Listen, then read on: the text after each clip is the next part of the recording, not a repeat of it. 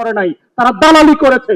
Simply সরকার, আওয়ামী সরকার এবং ভারতের দালালি করেছে, সত্যের দালালি করে নাই, রাষ্ট্রের পক্ষে দাঁড়ায় নাই, শহীদের পক্ষে, জনগণের পক্ষে দাঁড়ায় নাই। এবং সেই গণহত্যা বিচার করতে পারি নাই বলেই আমরা দেখেছি কিভাবে গুম করে হাজার হাজার বাংলাদেশের নাগরিকদেরকে নাই করে দেওয়া হয়েছে। 17-17টা বছর শুধু গুম করা হয় নাই, হত্যা করা হয় নাই, লাশটা পর্যন্ত মেমোরি, স্মৃতি আকারে শেষ করে দেওয়া হয়েছে।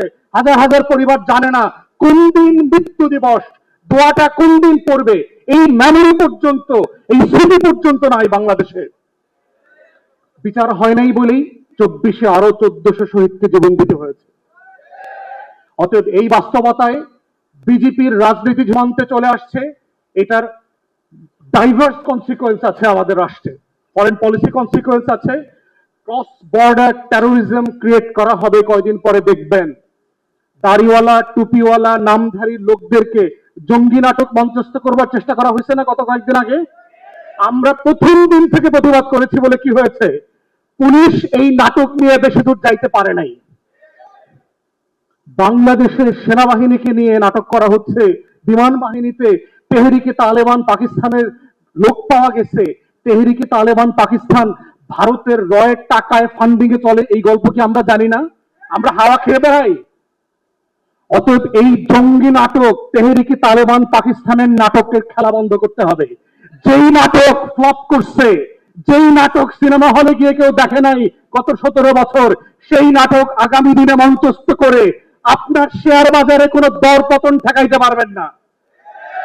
অতএব বাস্তবতা হচ্ছে এই গণহত্যার বিচারের দাবি নিয়েই হচ্ছে বাংলাদেশ রাষ্ট্রকে আগামী দিনে মোকাবেলা করতে হবে।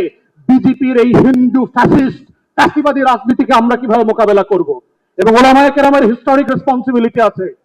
হেফাজতের আন্দোলনটাকে যেভাবে প্রান্তিক পর্যায়ে নিয়ে যাওয়া দরকার ছিল, আমরা ওলামায়ে কেরামদের কাছ থেকে সেটা দেখি নাই।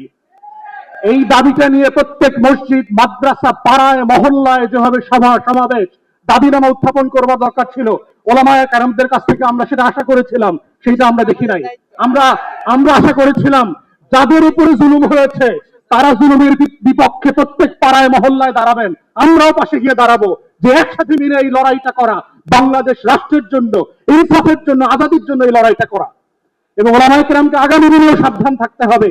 আপনাদেরকে যেন বিজেপির এই গেরুয়াময় সীমান্তে, আমার প্রত্যেক সীমান্তে এখন বিজেপি আক্রমণ করে বসছে, এই জায়গার রাজনীতি আগামী ওলামায়ে কেরামদেরকে কোনো ফাঁদে যেন না ফেলে, সেই নাটক থেকে আমাদেরকে বাঁচার জন্য এখন থেকে প্রস্তুত হতে হবে।